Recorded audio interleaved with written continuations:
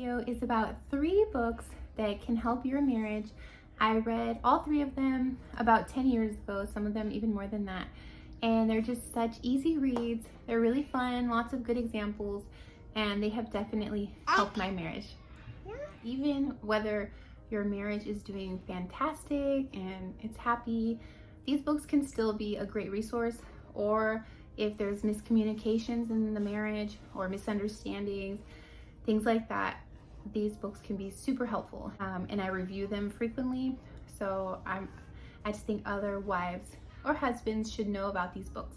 So number 1, my top pick is The 5 Love Languages.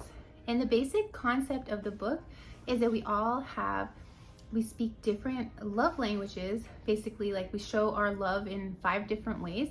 And for example, there's quality time, gift giving, acts of service, physical affection, and words of affirmation. So those are the 5.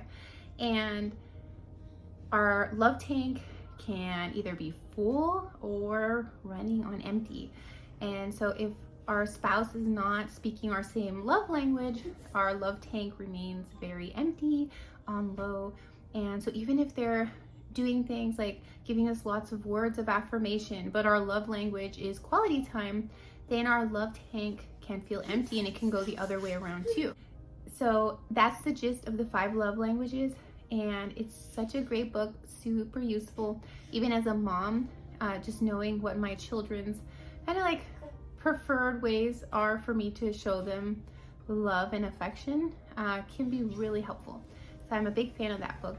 Number 2 is a book called The Temperament God Gave Your Spouse. And I have another video, if you're not familiar with the topic, about the best Catholic resources on the 4 temperaments. And even St. Thomas Aquinas talked about the 4 temperaments. And basically what they are like physical predispositions, or kind of like personality types. And so there will be like certain characteristics with each temperament. And the 4 temperaments are choleric, sanguine, phlegmatic, and melancholic.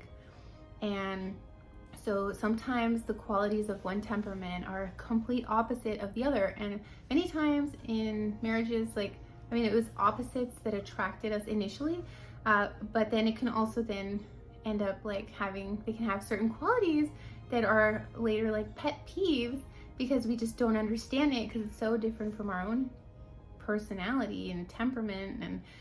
And for example, like a choleric, they have very strong personalities, very great leaders, very decisive, but then sometimes they can get impatient if their spouse is a melancholic. I'm a melancholic, so I'm very analytical, so sometimes that can lead me to be very indecisive, because I want more and more information on something before I decide on it.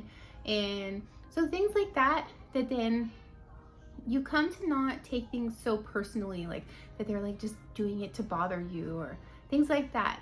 That I have a chart on my website that I've compiled of the 4 temperaments, and then it lists like the favorable qualities of each temperament, and then also the vices or predominant faults that personality type, that temperament struggles with. So that's super useful. But then what I love about the temperament God gave your spouse is that they'll give examples specifically of like a choleric melancholic combo, or if you're both the same temperament, they will give specific advice for each combination. So that is another great one. And last but not least is this book called Love and Respect. And this book,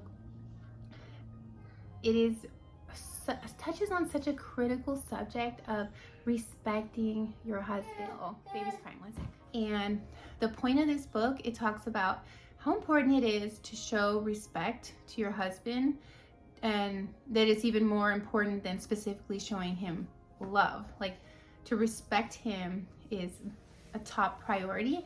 And then it gives a lot of really good, important examples. So that book just had a huge impact on me, especially that just growing up, and I never saw a very good example of an ideal marriage. And so I really had to turn to, well, of course, prayer, but also like these resources of how to be a good Catholic wife, submissive and respectful. And it can be useful for husbands to read, because then it talks about the importance of the wife feeling loved. So those are my top 3 picks. And the last suggestion I want to give, it's not a book, but it's more for any couples that, you know, need further help than just, you know, picking up one of these books to help with their marriage. If they're going through tougher times, and maybe even like marriage counseling is not helping. So there's this Catholic retreat called Retrouvaille, and I've known many couples to go through the retreat, and then the program, they have post sessions. I think it's about eight weeks, and it teaches spouses to communicate in a way that then doesn't lead to more fighting. And it's just like an environment to meet other Catholic couples and to support one another.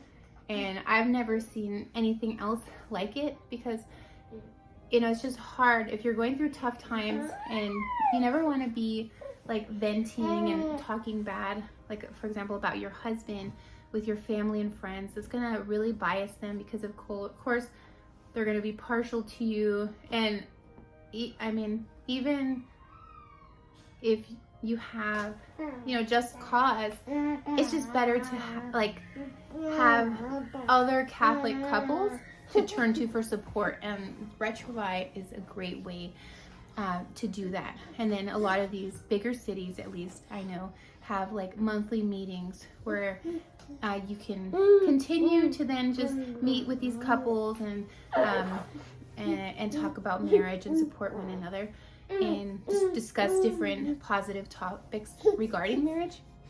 So I thought I would just throw that out there too. And I'll link everything down below, and thank you for watching. God bless you.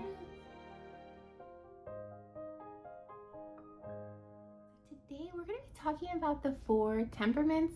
No, wait, no we're not. As the years go by, I need like a bigger cup of coffee. I'm a big fan of coffee. Oh no, now there's a siren in the background. And they have definitely helped my marriage.